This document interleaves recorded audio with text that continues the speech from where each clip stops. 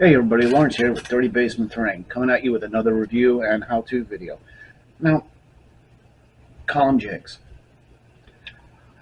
I've never used them before, and because I've always built all my jigs by hand, piece by piece, and put them together. And you check out the column playlist. You'll see I've done lots of columns, but I've never actually tried the column jigs before. And I figured, okay, I'm gonna, you know what? Let's give it a whirl. So of course I got on Dungeons by Hand page and checked out what they had. And so he had like 7 different jigs, and I was like, screw it. I ordered all 7 that he had.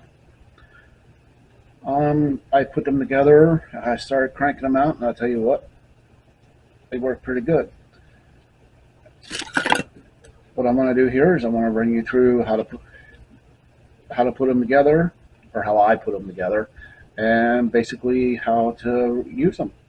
I said this is me running the first time, so if I make mistakes, okay, but hey, this is how I put these together and how I ran them through the Proxon.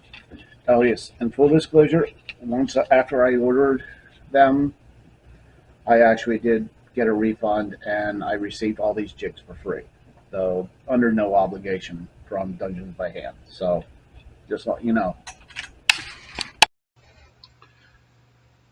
All these different templates come with 4 pieces, sides and a top and a bottom. The top and the bottom are identical, so. But here I'm just test fitting, and it was a little bit tight, so I decided to sand a little bit off of the tabs that go into the slots for the sides. Just, I still wanted a tight fit, but I didn't want to have to like force and jam it in there. So I'm only sanding off just enough to get a more easy fit for me. The current sizes you could get in there with a little bit of force, but I don't want to force too hard, if you know what I mean. Again, test fit, sand, test fit, sand. Okay, now I'm at the point where I'm happy with how the test fit went. So I'm going to take some wood glue here and brush it on the points of contact where the bottom will go with the sides. This is pretty simple. And then I'm going to put it in place. I mean, there's not much to putting these together, but it's pretty simple. Of course, I'm going to wipe off the excess from the inside and the outside, just so there's not like a little tiny bump once all the glue does dry. That's just a personal preference. That's why I did it. And I'm going to do the same with the top here. Put some wood glue on all the points of contact,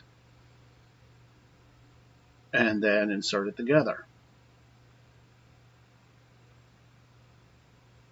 Easy peasy. Now, once you've got it together, you want to make sure it's square up. That's why I have it on top of this mini cutting mat, and I'm just using the grid on the mat to make sure it's squared up. And now it's just a matter of letting it dry.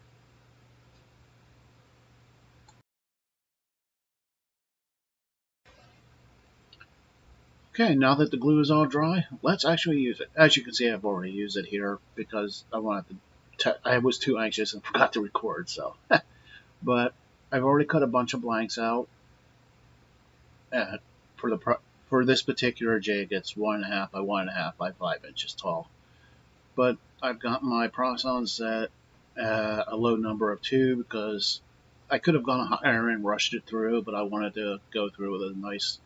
I'd rather take an extra second and get smooth cuts without any like burn marks from the wire.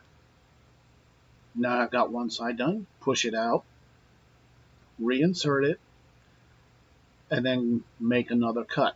Make sure you always cut with the same side of the template, because either side is a different columns pattern. So, and it's just a matter of running it through the Proxon again. This is a pretty simple way of going about. Cut, push out, cut, push out again. As you can see, running through. These templates are incredibly easy to use. I don't know why it took me so long to get some. Push it out and then reinsert it for the final cut. Again, this is really easy to use. 4 cuts, after you make the blank. And you've got a really cool looking column.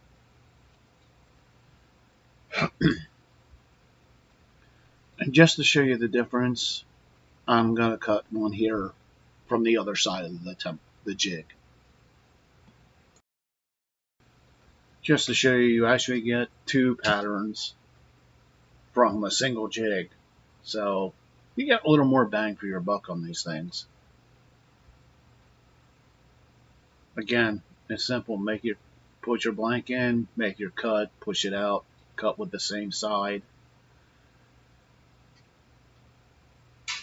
This is just an easy way, and it's simple. If you have a Proxon or a Hercules, I think it is, these jigs are a godsend for cranking out a lot of columns really quickly, and they look good.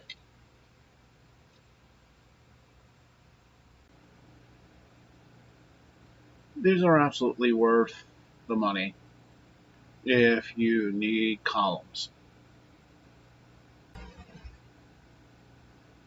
Honestly, I will most definitely be using these a lot in the future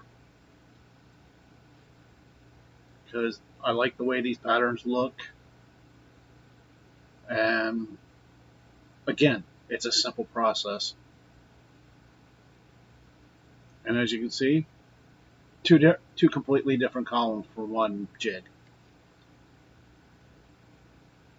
And just because I have a bunch of blanks cut out, I'm going to show you another jig and how it winds up looking. They're not all blocky patterns like that one I just showed you.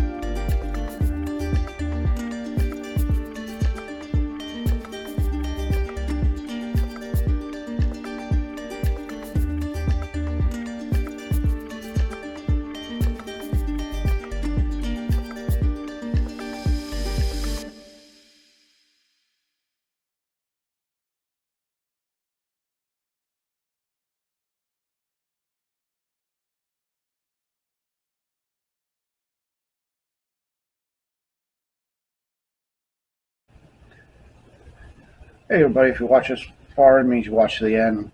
Let me give you my honest opinion of these. I like them.